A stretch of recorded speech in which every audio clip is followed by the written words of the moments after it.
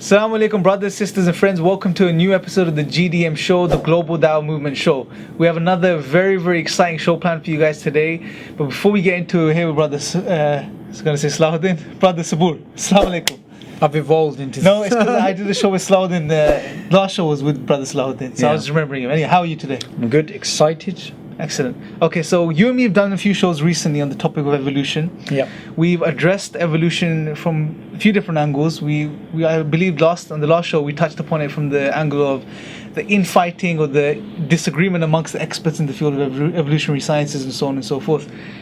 In this week's show, we're approaching it from another very interesting perspective, and that's a perspective that people don't really think about, I think, too much, but it's from the social perspective, right? So what you want to share with us today, I guess, is from a social perspective, how do certain social realities, sociological realities, break down the Darwinian theory of evolution? Fantastic. Right? I think that's a good introduction. What I'd like to do before getting into it is pretty much all the science that you know right now is based upon testimony. It's the testimony of people in physics, chemists, biologists, anthropologists, whatever. What I want to do today is give you some science which you can actually test out for yourself. Excellent. So it's like natural experiments. So finding some sort of testable evidence for evolution, I guess. Against evolution. Yeah, against Darwinian mechanism of evolution. Yeah. Just to be precise. I was joking anyway. Right. You took me too seriously. But this is actually falsifiable, testable evidence that you can actually show why the Darwinian mechanism of evolution is just doesn't make sense. Right? So what I'd like to first get into is, look, we're always told that everything is about survivability in Darwinism, right? It's survival of the fittest. It's a flight for life. It's a all against all brawl. Now, we're giving examples in terms of pines, sponges, birds, humans, dolphins, primates, whatever, right? Living things, all living things. All of life is in a continuous all against all, survival. Struggle to survive. It's a very common sort of... Yeah. Even the layman understands this concept of evolution. And you have to understand, this is the core of Darwinism. Now, David Stove, who we actually mentioned in the last show, I believe, he's a philosopher. He's passed away a few years ago. In his book Darwinian Fairy Tales, he deals with this assumption in the very first chapter, right? So he basically says human life doesn't represent what Darwinism says it basically should represent, because if we are, say there is, Darwinism is true, and all of us, including our bodies and our social interactions, are products of Darwinian evolution, then we should act in the way that it assumes that we do, but we don't.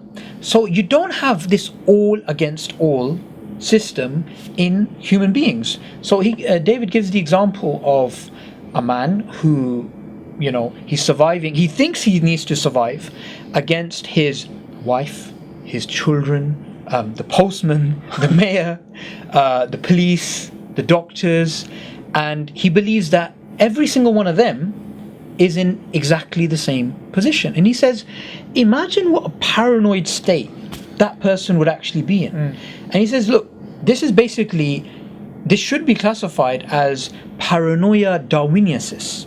But we don't actually find this. And he says, if we were to cure such a person, we'd actually start off by actually saying the Darwinian theory of evolution is wrong. Because if you try and explain to him, no, you don't need to worry, he'll think to himself, actually, no, this guy's trying to manipulate me. Because, and this again, like Richard Dawkins mentions, every communication is manipulation of the signal receiver by the signal sender, meaning you're always looking for your own benefit to survive against everyone else in every facet of human behavior, including communication. Now, this just goes totally against our experience as human beings. When I'm talking to you, I'm sometimes talking to you to try and convince you of a certain argument. I'm not looking to survive.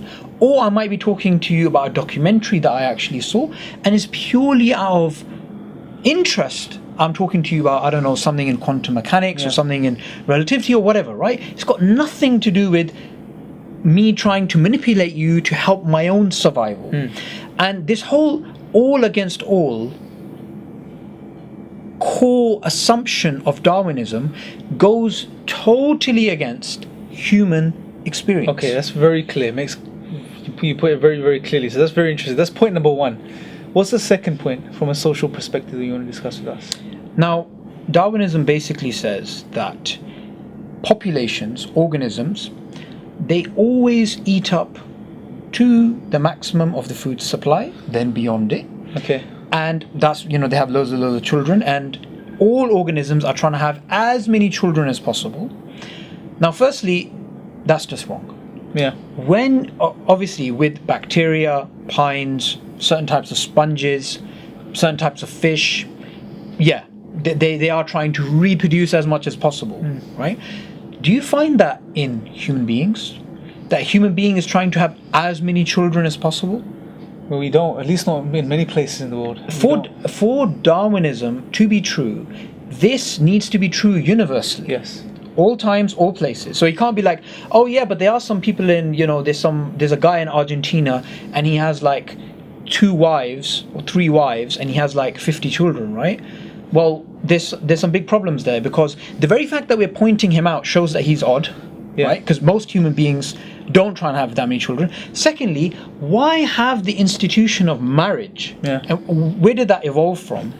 If we are trying to reproduce as much as possible, because if that's really the case, then we shouldn't really have a restrictive institution such as marriage. Another way of looking at it is such a highly evolved mind, as they would have you believe that the mind evolved, our rational faculties evolved, we would use them to find ways of reproducing as much as we can. And it'd be easier for human beings compared to any other life form, based on the fact that we have such well-developed cognitive faculties. As a side point, I was just thinking that's very interesting. So you don't have that. And the next step within the Darwinian mechanism is when organisms eat beyond their food supply, then you have deaths in the offspring, and massive number of deaths in the offspring. And during that process, you basically get natural selection in species. The main driver is that we always eat up to the maximum of our food supply, then beyond it, then you get natural selection taking place. Okay? Again, this is from the origin of species. It doesn't happen. There's sociological evidence testable. You can go out and find out for yourself whether every single human being that you know, including yourself, is trying to reproduce as much as possible. And every piece of food is essentially a potential person in the future. No one really acts like that. That's number 2. Okay, so number 3. The third assumption is the link between privilege and population, essentially. That the more privileged you are, the more children you're going to have. And what we actually find is we find an inverse relationship between how privileged you are and how many children you have. So this is kind of linked to the second assumption. What's really interesting is humans that have the most privilege, they're the most educated, they have the most wealth, they sometimes, well, more of the time than less, have fewer children than less educated, poorer children. Say someone in Asia, right, Southeast Asia, on average they might have 7 children, 5 children, it's a high amount. You go to Western Europe, very affluent, maybe 2 children generally per across the household. board. I mean, you can talk for yourself from Pakistan, right? We're both from Pakistan. If you go to Pakistan, you see people generally have more children. You come back to the UK and the opposite's the truth. True. So it's an inverse relationship. And the second assumption, which I spoke about, not only is that not true, the third assumption, which is linked to it, is the complete opposite to what a Darwinism would actually predict. The story is getting deeper, basically. It's getting worse for the theory itself from a social perspective. There's enough evidence from these first 3 assumptions. But I think the fourth is something which is so obvious that you don't actually need to go out and even test it, but if you want to, you can. Okay. And the fourth is that deep down, we are all selfish. It's all about me, me, me. Now, what sociobiologists, these are people who believe that all human behavior can be explained, essentially evolved from a Darwinian mechanism. They would say it's, not only can we explain it, every single thing, including communication, is purely for survivability. Now, what we find amongst human beings is the very opposite. We have civilization, we have self-restraint, we have morality, we have ethics, we have charities. Why do we have these systems which go totally against the selfish gene, right? The theory that, we're all inherently selfish. We're all inherently selfish. Now, obviously, the first person, as soon as you reflect about this, there's a direct contradiction between what Darwinism says and societal realities, essentially. Now, what's really interesting is social biologists realize this. So what they've done is they've come up with a ad hoc rationalization, which is the veneer theory. Now, for those of us not in the construction industry, veneer is basically this very sort of smooth surface, this, it can be wood sometimes, that you put over a coarse background, right? So say, you strip down these, right now it's quite smooth, you strip it down, what do you have? You have concrete, you have something harsh. So what they're basically saying is we have this veneer, we have this smoothness about us, but deep down inside, when you get rid of this, it's all about me, it's all about selfishness. Okay. But human beings aren't like that. Sometimes human beings in dire situations, they give up their lives for the sake of others.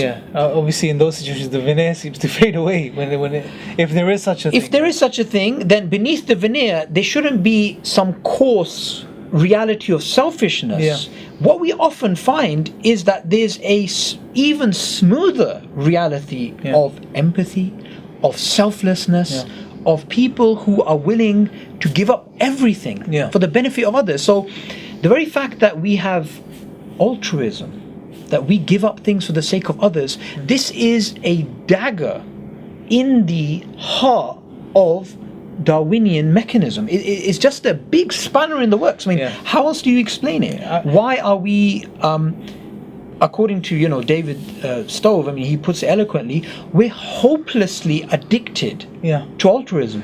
And just to make the point more balanced, humans are selfish as well, right? We know this, but what we're saying is that selfish nature should be predominant. And if not only predominant, it should be all consuming. Yes, exactly. It shouldn't just be predominant. It should be the status quo. But what we see, it's not only not predominant, it's far from being a status quo, right? And for Darwinism to be true, it needs to be universal. Now, one of the ways that David says that the Darwinists try and get out of it is, they try and say, well, sometime in the past it was like this. But for Darwinism to be true, it actually needs to be universal. Right? And we don't find that. Now look, survival of the fittest. Why do we have institutions like hospitals? That's the survival of the unfittest. Why do we say somebody has a child that's born, they have Down syndrome, they're disabled, we still take care of them? In fact, it's a duty to take care of them. But according to Darwinism, no, you don't. I mean, you don't need to take care of them. The proponents of Darwinism themselves in such situations would do the opposite of what the theories they hold to. Which we can talk about social Darwinism in another show. But what's really important here, our civilization, our morality, our ethical code, all of these things which restrain us, self-restraint, is totally against core Darwinism. Why do we have religion? Why do we have people that spend so much resources and so much time on activities which are detrimental to their survivability? A monk in some cave in Tibet, he's not aiding his survivability and his By remaining reproductive chances by staying in a cave all his life. But humans do that. Yeah. Now, they always come up with ad hoc rationalizations, and they say that must be a malfunction, this must be this must be this. But across look, the board. you need to call a spade a spade. We're not looking at isolated in cases. We see people in their numbers, right, who are spiritually inclined or at some point in their lives become spiritually inclined, focusing on the point you're making about monks or any religious, most religious practices. We see this in Christian monks and many of the monks, or just generally people spiritualists, right? They will isolate themselves, remain celibate, and they not only this, they do this, but they find peace in doing this. They find this content, this happiness, this joy, which they would not find in being selfish and living their lives. I mean, look, human history itself is just one large piece of data which is so heavy upon Darwinism that any real person who, what I mean by real is that they want to confront the evidence, what they need to do is they need to explain why we are altruistic, why we have civilization, why we have these things. And this is the fifth assumption, right? Yeah, and we need to quickly touch upon this because we are running out of time. No, that's absolutely fine. Very interesting show. I'm sure the brothers and sisters want to watch more of this. We will be doing future shows just to emphasize that point. Yeah. But yes, let's go on to the fifth So point. the fifth assumption, and this is again linked to the fourth assumption, all these assumptions are linked but they're still distinct, is the theory of, how they try and explain away altruism is they say it's because of shared genes, right? So what they say is, I believe it's one of these JBS Haldane or one of these biologists, he said, I'll give up my life for 2 half brothers, 8 cousins or something like this. So it's not about you, but you're just a vehicle for the gene. You got this gene who it's like a little alien sitting there with why I have these inverted commas, and this is something which David speaks about, is that we give the gene a personality. But what he's basically saying is, sorry to be crude, but he says prime numbers aren't sex mad, right? You can't say a prime number is like really randy. You can't in the same way say gene is something which is selfish and it's always looking out for itself. I mean, you could say, it's a metaphor. You can say that, but the way that you actually are describing the way it acts, it almost sounds, I just decided in my mind, little Sabur gene with a little beard sitting there and saying, right, Sabur, go and do this, do that. But it doesn't work like that. There might be one. There might be one. Okay, anyway. So they say it's all about shared genes, right? But this doesn't make sense because this ad hoc rationalization to explain away sympathy, empathy, altruism, morality, civilization.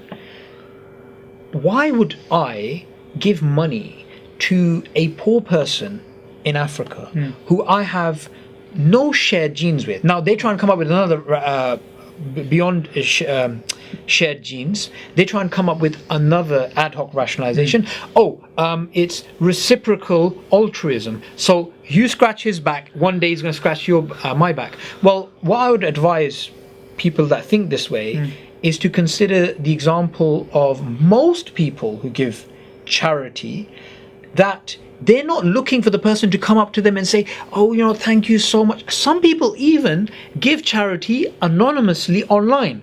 You'll never be able to find out that person that gave you charity. Now they'll come up with, you know what it is? We all human beings, we have a collective destiny and we need to survive together. Okay, that's fantastic. And you know what? I agree with you. But that again goes against core Darwinism. You can't have all against all and then say, actually, to survive, we all need to work together. So sometimes you just need to be consistent. And the way to be consistent is realize Darwinism and its assumptions, and we just went over 5, go directly in collision with human experience. Now, if you believe that, and like some social biologists basically say, we're deluded. We are actually deep down selfish, subconsciously, but we don't know it. Now, if you want to subscribe to that, fantastic. It's a free world. You want to subscribe to that, no problem. But don't expect the rest of us to believe you. It's almost like a non-existent reality they're claiming. We're selfish, but we never see it acted out in life. So are we really selfish then? Well, we can't be. If it's just hidden and it's there, that's just a claim then. If we're not seeing it like manifesting itself in any way. I think you made some very powerful points today. A lot of food for thought for the brothers and sisters watching. Can I just stop you there for a second? Yeah. Now, what I do want to say this, and I want to be clear. I mean, there's a lot of videos online where people say, "Oh, you plagiarized this guy, and you did this, you did that." Let me just tell you, everything that I've just said in this show, none of this is my content. Yes. This is based upon hardworking philosophers, academics, and a lot of it I actually got from Darwinian fairy tales, which I really recommend anybody who's interested in this topic to read up upon. Excellent. So it's not from him. He's just done the research and looked into it, and he's just sharing the points that he's come across. So hopefully this has been beneficial, brothers and sisters, friends.